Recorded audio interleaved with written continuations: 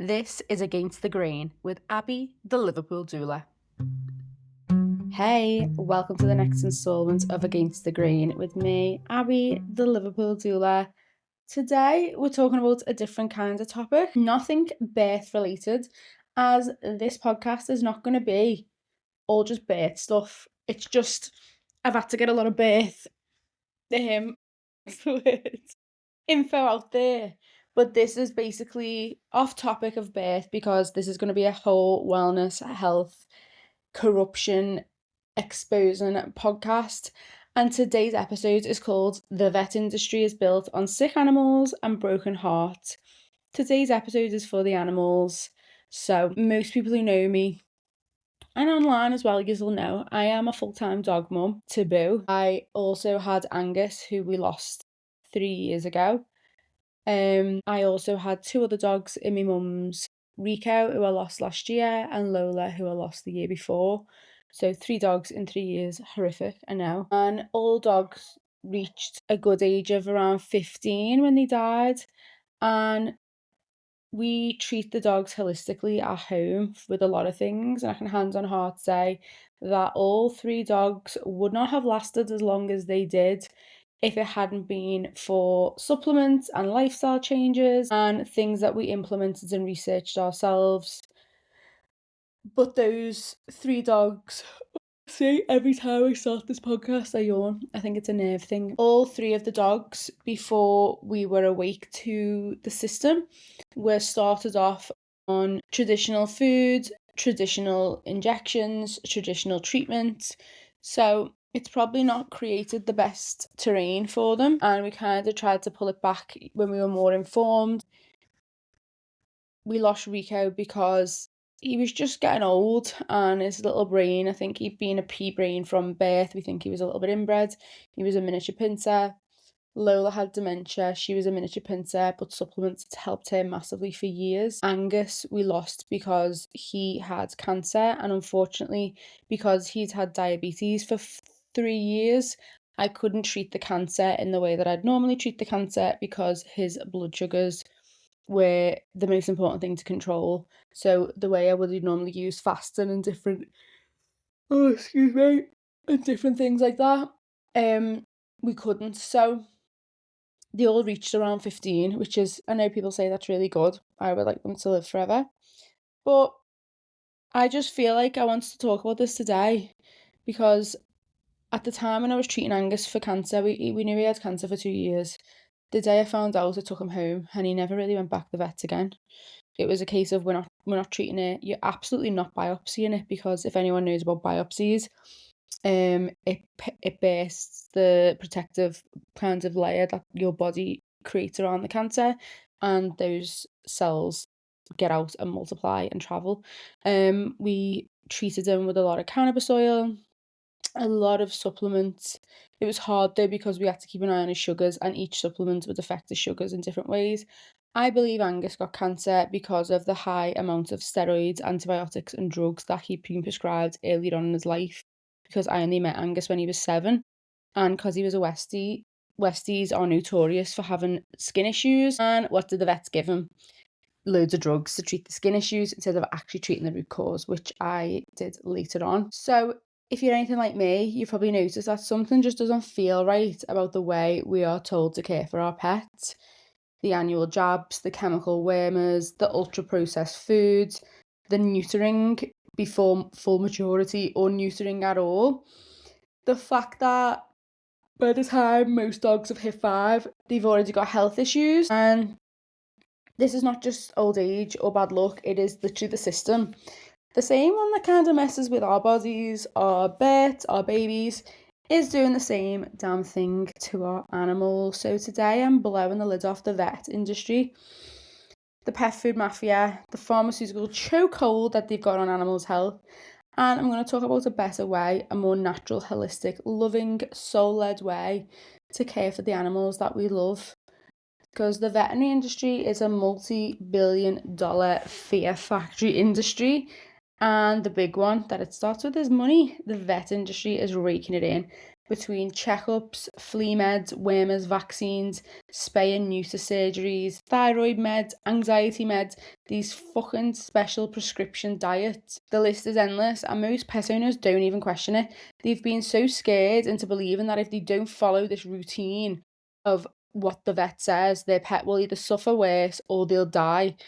Does that sound familiar? It's the same exact psychological manipulation used in human medicine, especially in birth as well. That little coercion with a little smile. We've got your best interests at heart. So here's the kicker as well. Pet meds and pet vaccines in particular are far less regulated than human ones. And let's be real, even the fucking human ones are wild, riddled with side effects, shady ass testing, buried data. But in the veterinary world, it's the fucking Wild West. Annual boosters, total scam. Many of the core vaccines offer immunity for years, sometimes life, but vets are still pushing yearly shots. Why? Just easy cash, easy money, and people are too lazy to look into it and they just don't know any better. So, want to know the truth? The over vaccination of your pet causes autoimmune diseases, skin issues, lethargy, behavior changes, tumors, death. Yes, let that sink in. And also, when you look at the dosages of these vaccines, you've got to have the dosage for the same, usually, injection that I say a chihuahua would get is probably the same injection that like a fucking Labrador would get. Like, it's just wild. And yeah, these are literally the things that are causing these issues with our dogs. So let's also talk about food, the food that we are feeding our pets. So I'm talking about probably all pets, but predominantly dogs in this episode. Well, this is going to be very, very relevant to cats, but I'm less familiar with cats. I've had cats growing up for years, but when it comes to health and how dogs' bodies work, I'm probably more familiar with dogs. So today is going to be more about dogs, but I think you're going to take a lot away from this if you are a cat owner as well, with regards to the food, definitely the food and the over medicating. So kibble is killing our pets, especially the high carb, grain filled junk. Most commercial dog foods and cat foods are grain based, carb heavy junk.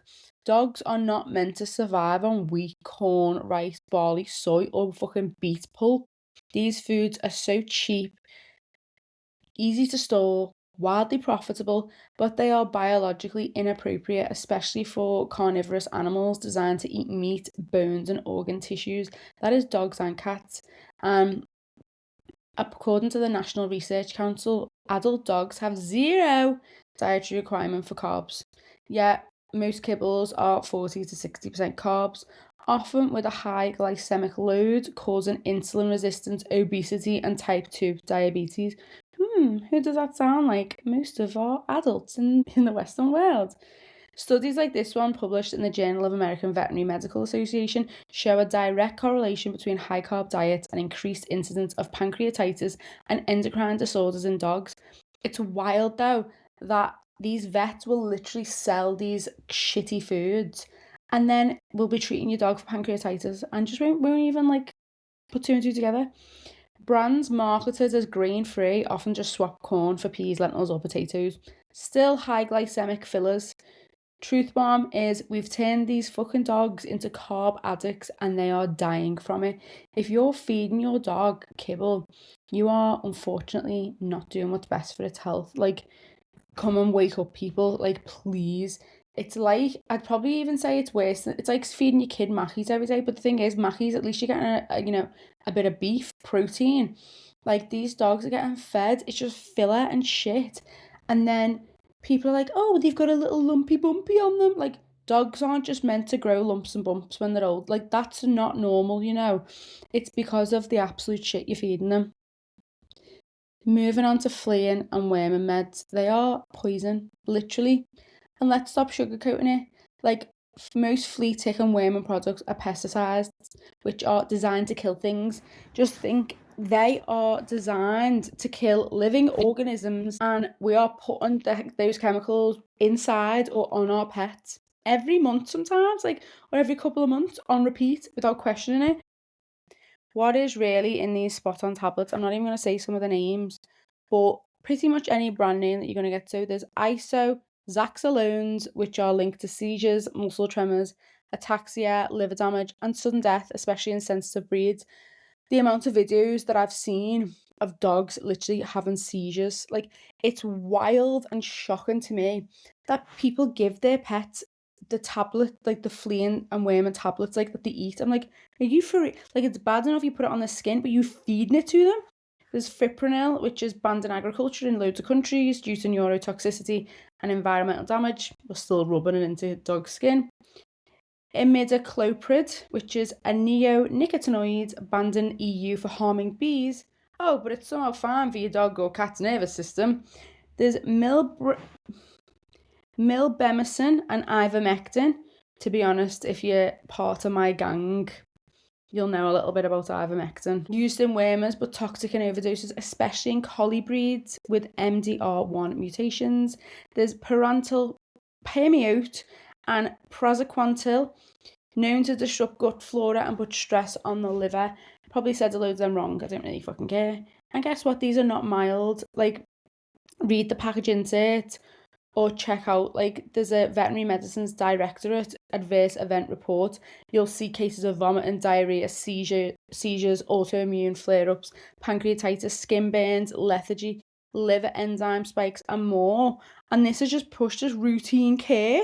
Like, I've seen in my vet, like, I think, I'm trying to think, the last time Boo Boo went to the vet is because he managed to eat some of my, it wasn't pistachio, it was, I'm trying to think of this nut that they cannot have.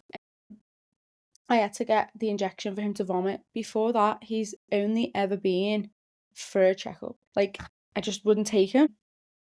And yeah, in my vet, I think years ago, I saw that they had like a membership and you pay like £12 a month and you get wormers 4 times a year and all of their vaccines. And I'm thinking, wow, people, and you know what I'm thinking, like, even when I contacted a holistic vet when we were treating Angus's cancer, and he did worming kits, and basically he collected a little bit of your dog's poo, glamorous, I know, you'd send it off, and you check if there's worms before you just give a wormer. Like, why would you give, like, but this is the whole thing of, like, society and how we do things in this country, and even, like, the allopathic medicine, like, system and veterinary, we just treat instead of actually detecting, is there an issue, is there worms? So yeah, this is all just routine care. Like, people don't even know what they're doing to the dogs. But here is the brutal logic. Like, these products work by poisoning the parasite. They then circulate in your blood, in your pet's bloodstream, skin and organs, and when the flea or worm bites, they die. So what about your animal? It's an insecticide in a chewable treat, and we are giving this regularly, multiple times a year, to growing puppies, sick pets, pregnant dogs. There is no long-term safety data, no holistic consideration of the fallout, just absolutely blind prevention. And I'm wondering what the litigation situation would be with these companies, because it's like, oh, but my vet says it's safe. Safe by what definition? Safe enough to sell? Safe enough to give monthly to a living being with a developing gut, liver, and immune system? These vets are just trained to treat symptoms, not asking why are pets so infested in the first place. Like, no vet is going to say, oh, let's rebuild their microbiome. It's easier to just prescribe another chemical, even if it adds more fuel to the fire. And it's obviously profitable. Flea, tick, and worm products make up billions in global revenue. And every itchy skin complaint, oh, we'll just treat it with steroids. Every gut flare up, we'll treat it with antibiotics. No one is ever fixing the root cause. Like, I'm so passionate about this, I think because I've got animals and mine have unfortunately got sick and died because of the overtreatment. This domino effect of repeated exposure to these poisons kills their good gut bacteria, it burdens their liver, it weakens their immune system, and it disrupts their detox pathways. And I do genuinely think, like, my Angus, he got bladder cancer.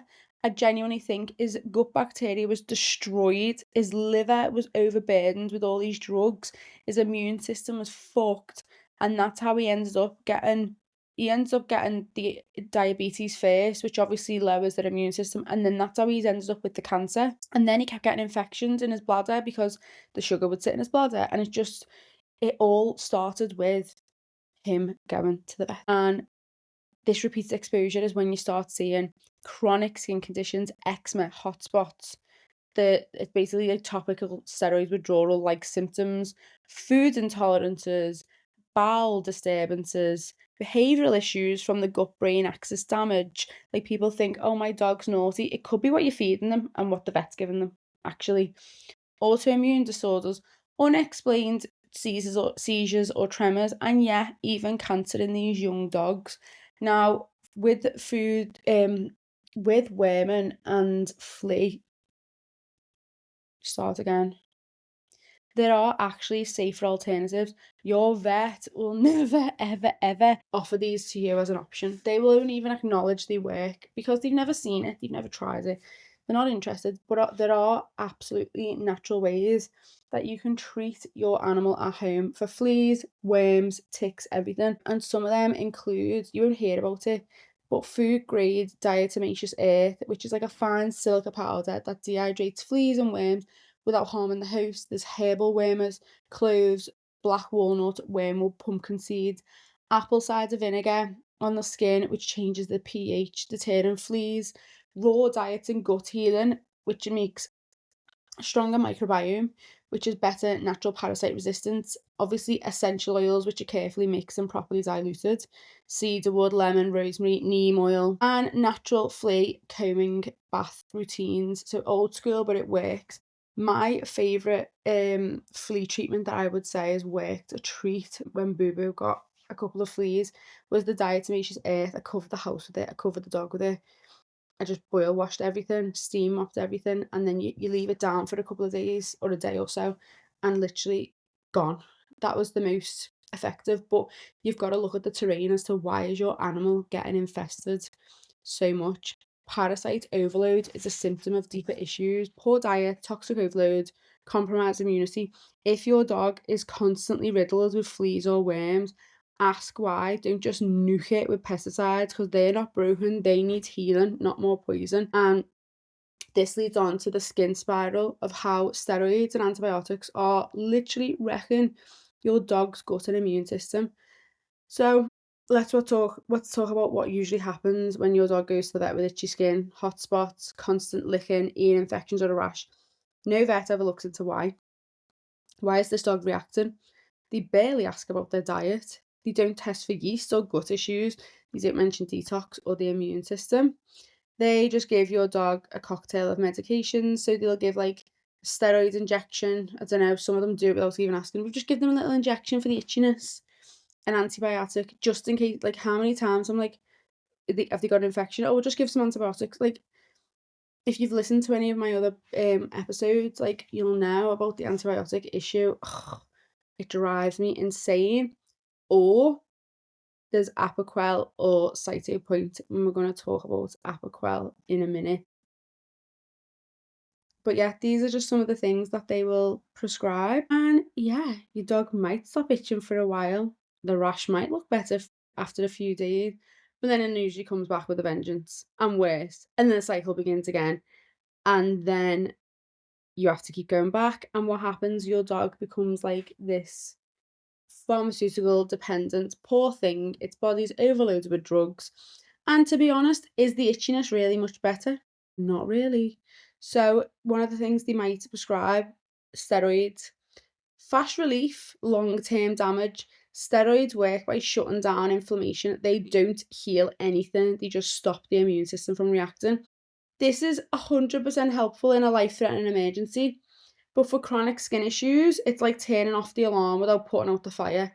Side effects of steroids include a weakened immune system, increased thirst and urination, anxiety and behavioural changes, liver stress, muscle wastage, delayed healing, skin thinning, and a higher risk of infection and cancer. Steroids also make it harder for your dog's body to detox naturally, which means toxins build up in their system. And this is exactly what happened with Angus. Like, he had steroids a couple of times.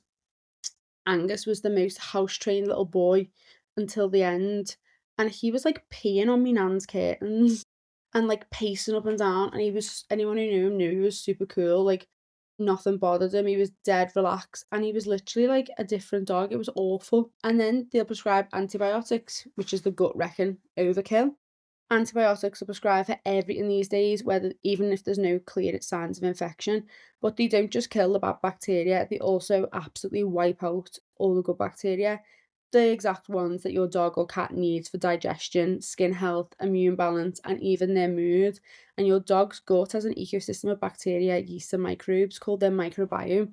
And it controls everything from nutrient absorption to immune response. And when antibiotics are overused, especially repeatedly, it can cause leaky gut, which basically is where toxins leak into their bloodstream, gut dysbiosis, which is imbalance of good versus bad bacteria, a weakened immune system, increased allergies and sensitivities, chronic skin problems, autoimmune diseases, and it's not uncommon to see dogs who've been on repeat antibiotics for ear infections or hotspots now suffering lifelong issues. Their bodies just can't bounce back. And then here's where what the vet always misses: the skin is a mirror of the gut. If the skin is flaring, something is probably wrong on the inside. So, here is what the cycle looks like. Your dog gets a bit itchy, the vet gives steroids and antibiotics. It stops temporarily, the gut and immune system take a hit. The issue comes back worse, more drugs, the gut gets worse, then they develop a chronic illness, and the dog ends up on lifelong meds. This is not healing, this is pharmaceutical dependent, and this is exactly what the industry wants. A customer for life. You have fell in the trap. Well done. And why does this happen? Because most vets aren't trained in nutrition, detox, or root cause healing. They're taught to manage symptoms with drugs and surgery, and they're often backed into a corner by busy schedules and corporate policies. It's not always their fault, but it's your responsibility to know better and do better. So, what is the alternative? When your dog does have skin issues, instead of reaching for the drug, start asking questions like: is this coming from a poor diet? Have they been over vaccinated or medicated recently? Is there a yeast overgrowth? Is their gut microbiome damaged? Are they being exposed to toxins in the home or garden? And then you need to start rebuilding the body, switch to a raw, species appropriate diet, or at least ditch the shitty kibble. Use probiotics and fermented food to restore gut health. So kefir, sauerkraut are amazing. Organic, obviously. You can use natural anti-inflammatory herbs like nettle, turmeric, and quercetin. Bathe them in apple cider vinegar or salt water to relieve itching. Obviously, I shouldn't have to say this, but don't just put raw apple cider vinegar on the skin if they're sore or ever really. It's very harsh. Water it down, dilute it, do it as like a rinse. You can detox the liver with milk thistle, dandelion, and homeopathy. This is another thing. Like my homeopath, Rachel Williams, she's got a couple of, I think three Labradors, and she always treats her dogs with homeopathy. Homeopathy is universal across the species, so you can absolutely use that. And then you just need to learn to strengthen their immune system instead of suppressing it. The bottom line is your dog's skin is not the problem, it's a symptom of something deeper. Using steroids and antibiotics for every flare up is like painting over mold without fixing the leak. Like, it might look better for a bit, but it's still going to come through. The root issue is still there and it's getting worse. And you need to help your dog and support their body, not just silence the symptoms. And you need to support their immune system, heal their gut, remove the toxins, which I'll get to in a minute, feed real food, which is a big one, and take responsibility for their health. You would not want to live on antibiotics, pills, and steroids for the rest of your life, so why would your dog? So I'm going to talk a little bit now about Apoquel. This, I'm trying to think how many years ago I first got Apoquel for Angus. Um, Maybe could be like 10 years ago, to be honest. It's the immune suppressing magic pill that basically makes things worse. It's become a drug that's become almost a default go-to for itchy dogs. And if you've ever taken your dog to the vet because they've been scratching a lot, maybe chewing their paws, licking their belly, rubbing their ears, it's a good chance you were given this pill. It works quickly and the itching often stops within a day or two. Sounds like an absolute miracle. But here's the truth. Apoquel doesn't actually fix what's causing the itch.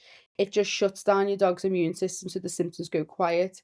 And that's a fucking huge problem. Let me explain.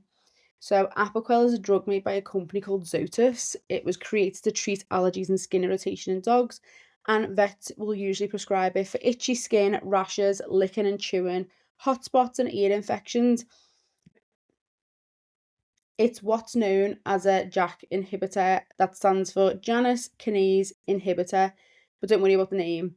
All you need to know is it blocks your dog's immune system from reacting to things, which means less itching and less inflammation, but at a very, very high cost. I think this is the drug that fucked Angus, really. So, what does it actually do? Your dog's body has a built-in warning system, the immune system, to protect them from viruses, bacteria, parasites, and even cancer.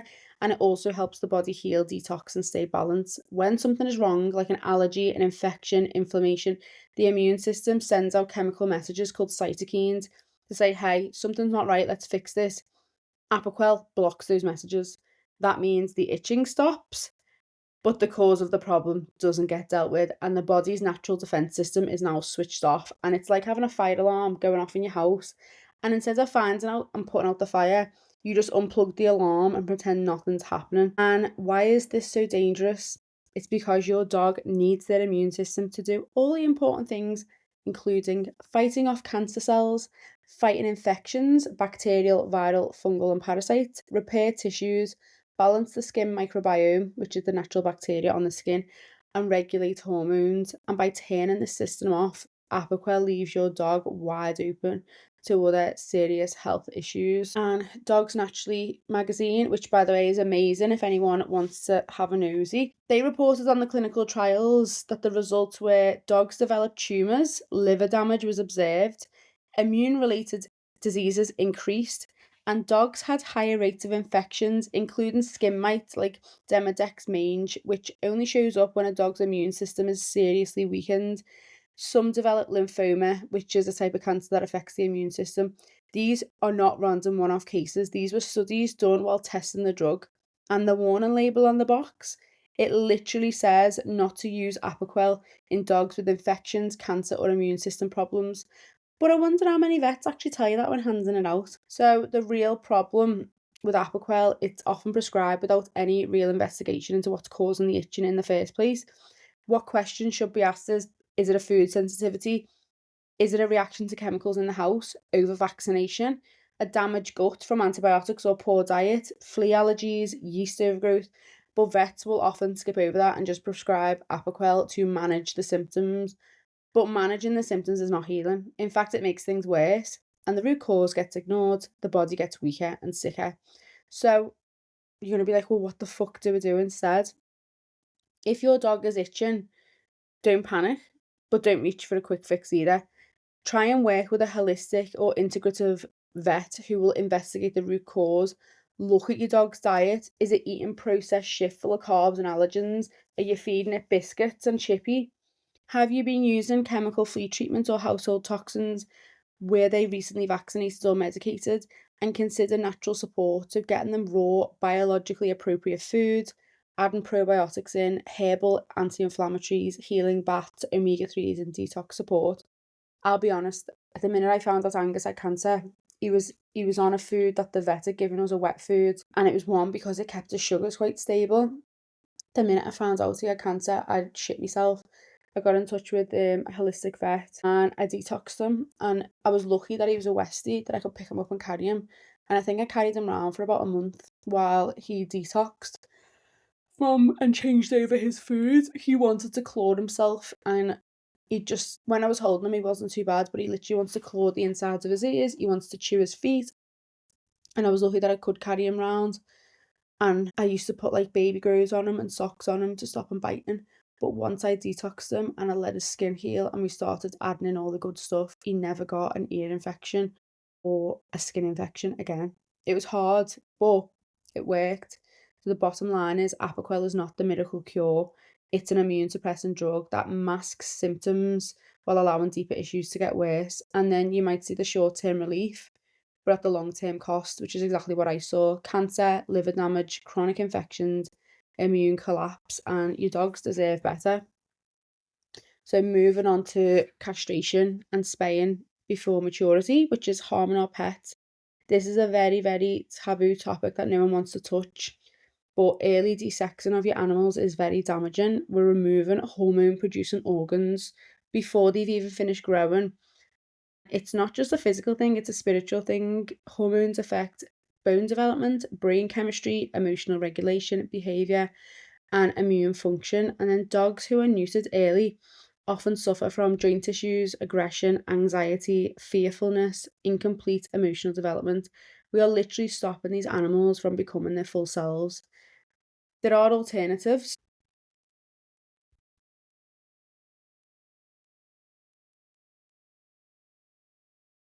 Vasectomy, ovary sparing, hormone sparing sterilization. But again, no one's offering them because cutting everything out is just quick, profitable, and easy. We would never do this to our kids. People be like, it's not the same.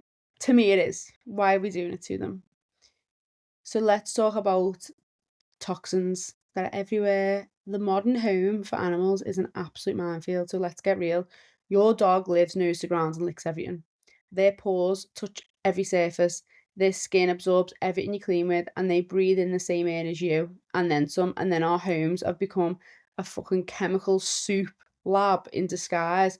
We call it clean, but it's actually just toxic fragrances masking dirt. So, when you think about it, what's really inside the home? Air fresheners. So, and you know what? If anyone sprayed this near me, I think I'd beat them with the bottle. Like, they'd be getting backhand slapped if someone sprayed Febreze near me. Oh, don't dare. Chemical plugins, room sprays, fragrance candles, wax melt, laundry detergent with the softener. Like, I haven't used, what is it called? Clothes softener, fabric softener. I don't even know what it's called. I haven't used fabric softener for about 5 years. With the fake baby scent, grow up. Scented dog shampoos, flea sprays, and deodorizer and wipes. Even the stuff that are marketed for dogs are full of crap. And then our own hairspray, perfumes, body sprays, dry shampoo, the multi-surface cleaners, floor mops and bleachers, chemical carpet powders and sprays, garden weed killers and pea patch sprays, lawn fertilizer, and then even using plastic bowls, synthetic beds, and flame retardant sofas. This is all stuff that's bad for us as well. But these aren't just mild irritants, these are endocrine disruptors, chemicals that mess with hormone regulation, fertility, development, behavior, and metabolism. And your dog is more vulnerable than you are because of their size, the skin absorption rate, and the constant contact with the floor. They absorb more toxins per kilo of body weight than humans ever do. And just think if there's some shitty perfume or Febreze and it gives you a migraine or nausea, what is it doing to your dog's brain, liver, immune system? If you feel a bit dizzy around artificial fragrance, imagine your dog with a sense of smell 10 to 100,000 times stronger than yours, living nose deep in it 24/7. We're talking neurological disruption, hormone chaos, and chronic inflammation. Common symptoms of toxic overload in dogs: constant scratching, itchy ears, hot spots, ear infections, and yeasty paws. You can smell them. Excessive paw licking, behavioural changes. So people think, oh, my dog's just aggressive. Maybe it's all the shit that's in your house. Maybe it's the crap you're feeding them. Why they're naughty. Seizures, cancers, tumours, infertility. And we're just told, oh, it's just allergies. It's just that breed. It's just the weather. Shut up. It's literally cumulative toxicity which is biologically inappropriate for dogs. And this endocrine disruption is like a silent sabotage. The phthalates, parabens, VOCs, phenols, formaldehyde, commonly found in all fragrances, cleaning sprays, laundry detergents, cheap dog shampoo and room deodorizers, they will mimic and block hormones, which contribute to thyroid issues, cortisol imbalances, which is their stress response, estrogen dominance, yeah, in dogs as well, testicular shrinkage, same as human men, mammary tumours, and reproductive cancers, and disruption of heat cycles and fertility. Hormone imbalance in dogs is real, it's just ignored. And cancer is the number one cause of death in dogs over 10. And the toxic burden of modern living is a massive part in it. So, what is there to do instead? You don't have to be perfect. It's just starting to make small changes. Swap the worst offenders. Use unscented, non toxic laundry detergent. Ditch all the Febreze, the plugins, the fucking Lenore shit, baby powder, room sprays, perfumes. Open a fucking window or find out what essential oils are pet safe and use those. Clean your floors with vinegar and water or Castile soap. Use a steam mop that just uses water. Wash their bedding in fragrance-free detergent. Switch to beeswax candles or essential oil soy candles. I still am not a fan of a candle, I'll be honest, ever. But they're better than friggin' Yankee candles. Always feed your dog out of stainless steel or ceramic bowls that are washed water bowls should be washed every couple of days. Food bowls every day, and bath your dog in natural shampoos, and stop spraying hairspray and perfume with your dog in the room. Just honor their biology. Your dog is not just a cute accessory, they're literally a biological being with a sensitive detox system, a delicate gut, a powerful sensory world, and they don't deserve an environment that slowly poisons them for the sake of a fresh fucking linen scent or whatever cotton shit or Joe Malone. I don't know. All makes me violently ill. You can't detox your dog if you are retoxing them daily. Clean living means fewer vet visits, longer lives, better behaviour, real vitality. It's going to cost you less money in the long run on vet bills. So, with regards to the skin issues, the steroids, and the destruction of the microbiome, most of these dogs with skin complaints are not given a root cause, they're just given a band aid of cocktails, steroids, antibiotics, and Apoquel, which is just suppressing inflammation, wiping out their gut and skin microbiome. And this repeated use is basically going to make them at risk for more infections, and the cycle continues. And add in toxic overload at home. You just won't hear any of this from your vet because they're too busy prescribing you yet another course of steroids. Or you know what I've found as well with vets? They'll be like, we'll try this time. Like they literally just making money. Like, oh, we'll try this. Oh, we'll try this time. Like I've been to vets and they've just given me like, oh, we'll try this. I've gone back, not worked. Oh, we'll try this, and you think you're just having a good guess, yeah. I think the thing is with society, we have made our pets sick because we are sick. Let's stop sugarcoating it. We're not just over medicated, overfed, and disconnected, but we've dragged our animals down with us. We have created this world of disease, and now we are forcing our pets to live in it too. Not long ago, dogs ran in fields, they dug, they sniffed, they chased, they chew bones, basked in the sun, interacted with other animals.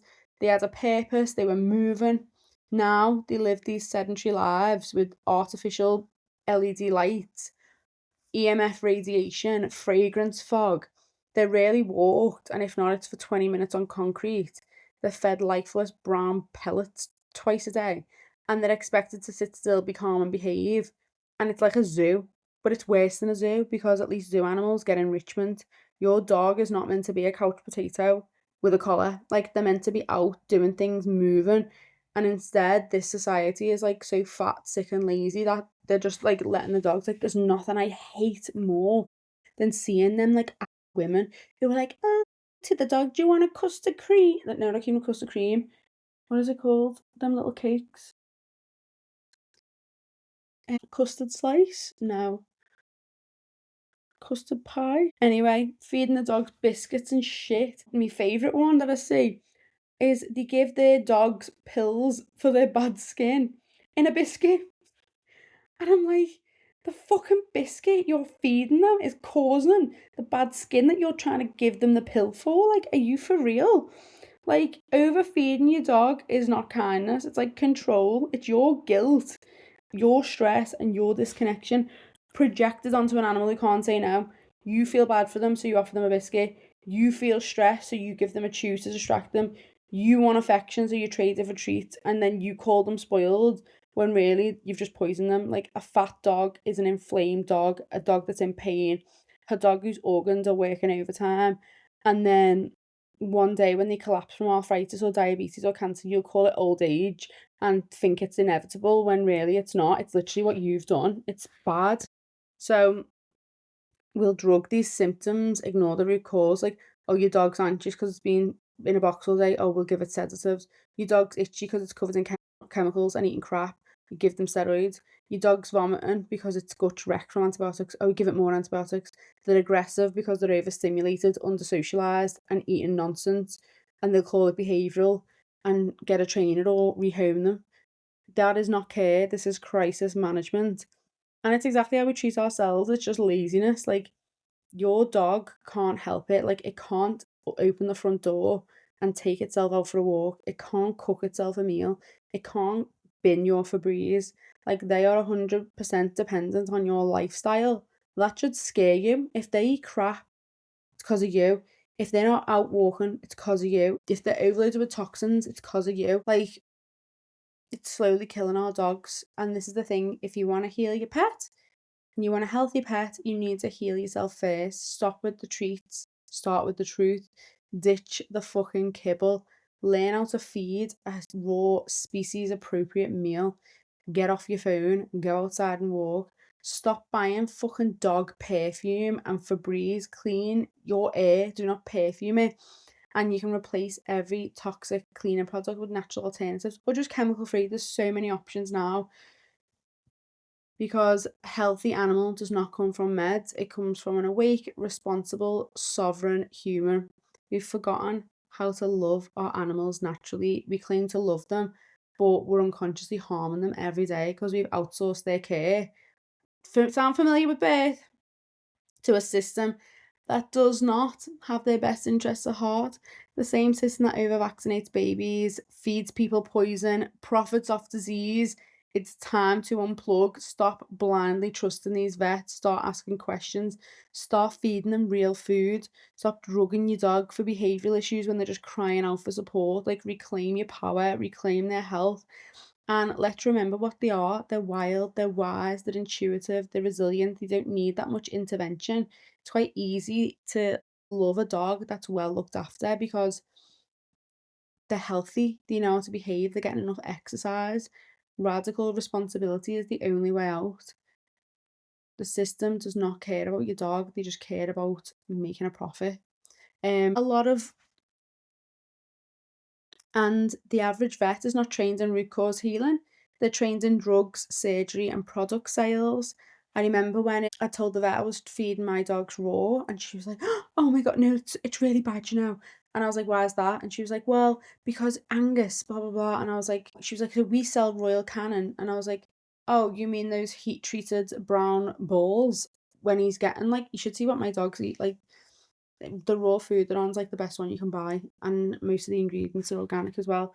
And I was like, "So you're saying those heat treated brown balls are healthier for him than the biologically appropriate raw whole foods?" She had nothing to say. So if you want your pet to thrive, you need to step up. I would recommend reading, research, join holistic pet groups. Dogs Naturally magazine is amazing. Dr. Karen Becker, who wrote The Forever Dog, is amazing. Dr. Peter Tobias, and your pet is a mirror of you. They are your responsibility. You can choose how to treat them, and yeah, just don't fall for it. You are scared and they sell you hope at any cost. Your dog's limping, they'll charge you $1,000 for X-ray and pain meds. Why not wait and see if he's got a sprained ankle? Do you know what I mean? Like we think of dog like there must be something broken. If they've got a skin rash, they'll give you all these things. Why not look into it?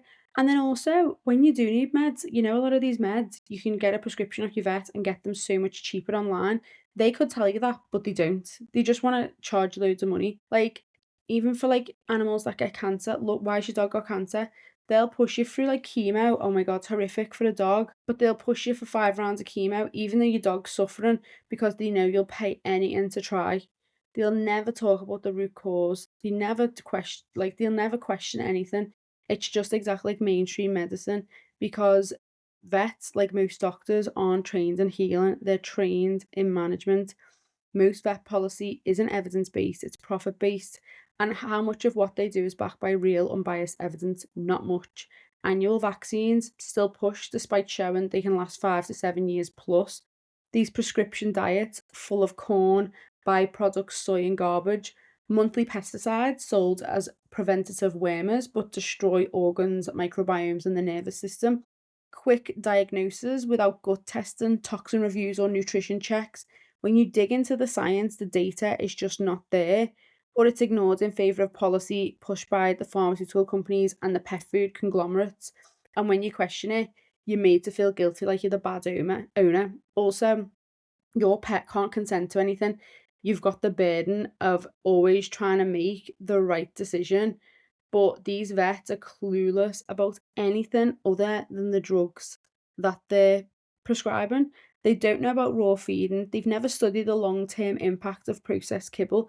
They can't explain detox, inflammation, or leaky gut, and they have no idea about environmental toxicity or endocrine disruption. And even one of the darkest parts of the industry, how many dogs are being euthanized for problems that we could totally prevent? Behavioral issues caused by diet trauma or toxic overload, seizures and behavioral issues caused by flea meds or food chemicals, chronic skin or gut issues from long term antibiotic use or poor diet, or aggression that was really fear, pain, or lack of enrichment. Instead of healing the root, they label a dog as broken, dangerous, too far gone, and then they'll recommend putting them down. So if you want to save your pet, you need to wake up. Need to wake up. So no one cares about your animal the way that you do. They just care about cash. I'd even say like the vets are probably more cutthroat than like the NHS staff. Like it's just so much money. There's like a few that are like really loving and caring for the animals, but the majority of vets that I've been see well I've seen, no, there's been some lovely vets, but there's some of them who are just, I think, why are you in this job? But then I remember I used to want to be a vet, and then I found out what they did to animals, and I didn't want to do it anymore. This episode might have stirred some shit up, and that was exactly the point. If you are feeling annoyed, overwhelmed, guilty, upset, good, that means you care, and it means your eyes are opening a bit. That means you are ready to do better, and this is the rebellion, a return to what is real for you, your pets, your planet. And we've been sold a system of fear, control, and chemicals, and I just say fuck that. Let's raise animals and humans with truth, with love, with nature. Thank you for listening to this. Share it with someone who needs to wake the fuck up. Go and cuddle your dog or cat. They deserve it.